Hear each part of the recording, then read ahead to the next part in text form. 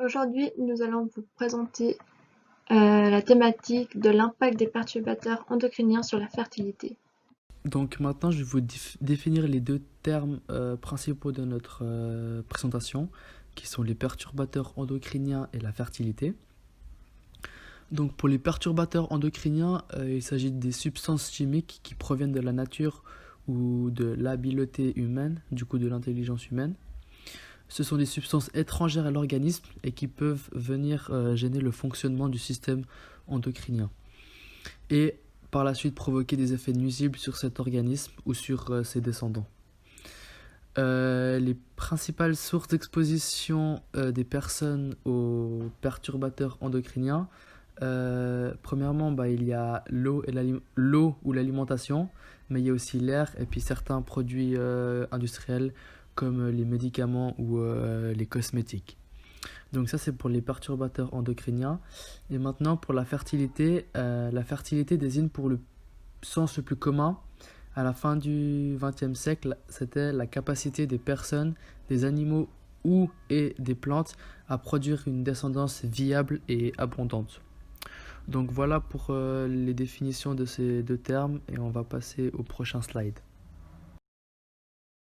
Donc, pour la problématique, nous avons choisi celle-là. Quel est l'impact de ces perturbateurs sur les spermatozoïdes? Nous avons trouvé que c'était une problématique qui touchait vraiment notre sujet. Et donc, on va passer à la dernière slide. Du coup, je vais vous parler des articles qu'on a choisis. Nous en avons choisi deux. Le premier article s'appelle 232 pesticides ou potentiels perturbateurs endocriniens retrouvés dans les lacs et rivières.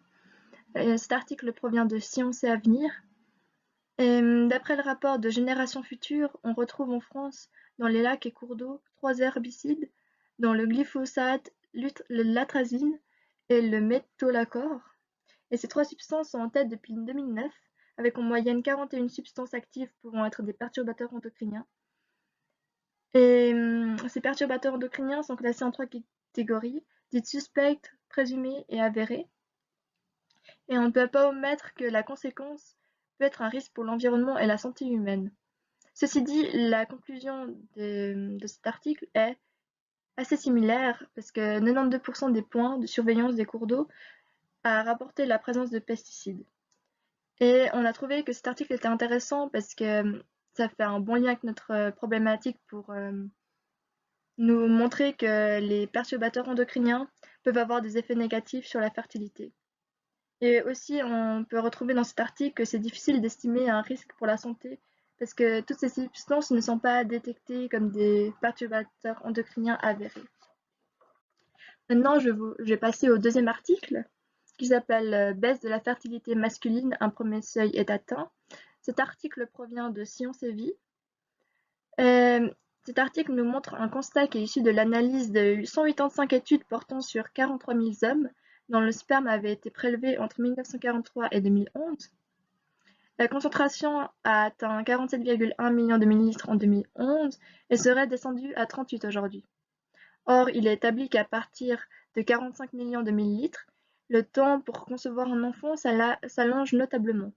Et en dessous de 15 millions de millilitres, la perpétuation de l'espèce est menacée. En moyenne, la concentration de spermatozoïdes s'est quasiment réduite de moitié en près de 40 ans. Ce problème est connu depuis des décennies. Par contre, le nombre des spermatozoïdes des hommes occidentaux a tellement chuté que la fertilité des couples en est menacée. En effet, si rien n'inverse les tendances, il faudrait être de plus en plus patient pour faire un enfant, faute d'une concentration suffisante de spermatozoïdes. C'est bien la première fois que le péril semble se préciser. Il est alors apparu que sur la période étudiée, la concentration moyenne des spermatozoïdes dans les pays occidentaux a baissé de 1,4% par an, avec une diminution globale de 52,4% depuis 1973, soit de plus de la moitié. Les pays non occidentaux, par contre, ils ont une évolution qui est pas relevée.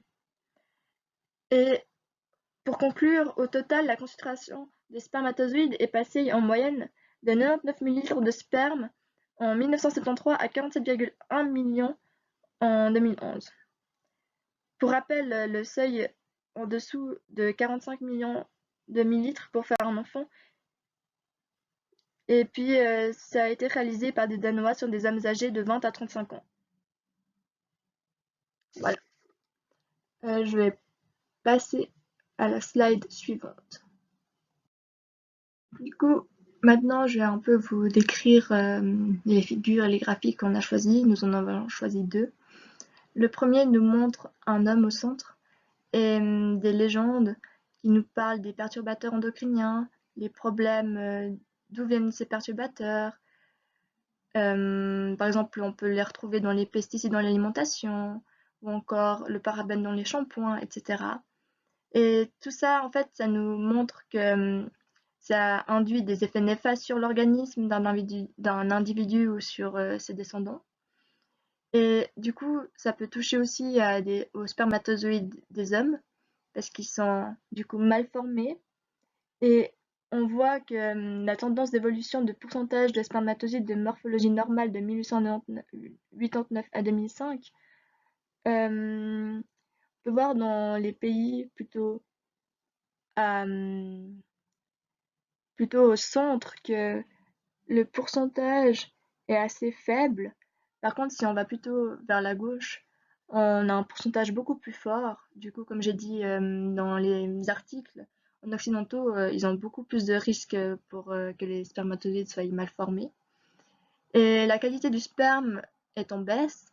Par exemple, pour un homme en France de 35 ans, la concentration de sperme a diminué de 32,2% en 16 ans.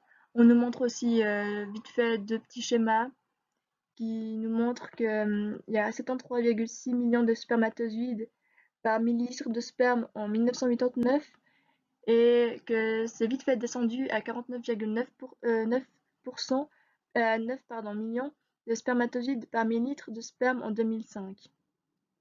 Du coup, ces personnes ont des difficultés à avoir des enfants et ce taux de couple n'ayant pas pu concevoir après 12 mois sans contraception était de 14% en 1991 et elle a doublé de 10% en 2012.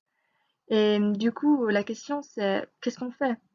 Et il propose qu'on s'informe en faisant le test sur Trema protège tes hormones, Trema sur www.generationcobaye.org.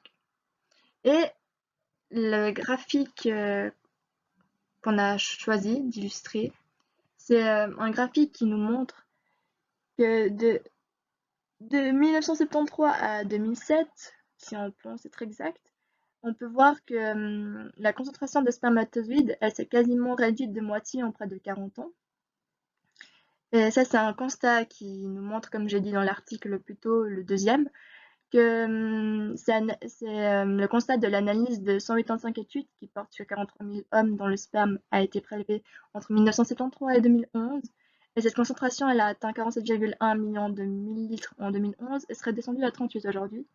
Mais il n'est établi qu'à partir de 45 millions de millilitres que le temps pour concevoir un enfant s'allonge notablement. Et en dessous de 15 millions de millilitres, la perpétuation de l'espèce est menacée. Et du coup, on pense que vers 2034, peut-être, on sera en dessous du seuil de fertilité. Du coup, on peut clairement voir qu'avec le temps, on va juste avoir de plus en plus de peine à faire des enfants et que ouais, c'est un danger pour notre espèce. Du coup, j'en ai fini avec les graphiques et les figures et on va passer à la slide suivante. Les deux vidéos que nous avons choisies nous présentent les perturbateurs endocriniens. Donc la première vidéo est précise et nous explique des problèmes spécifiques liés aux perturbateurs endocriniens. Et la seconde vidéo est une vidéo du journal Le Monde qui aborde le sujet plus en général. Et elle nous explique où on peut trouver ces perturbateurs endocriniens, dans quels produits. Et elle nous explique aussi ce qu'ils perturbent dans notre corps. Ce sujet est un sujet d'actualité qui concerne tout le monde. Et il faut prendre conscience du danger de ces perturbateurs endocriniens et aussi essayer d'éviter le plus possible les produits qui en contiennent parce que ça peut devenir un réel problème pour notre société pour l'avenir.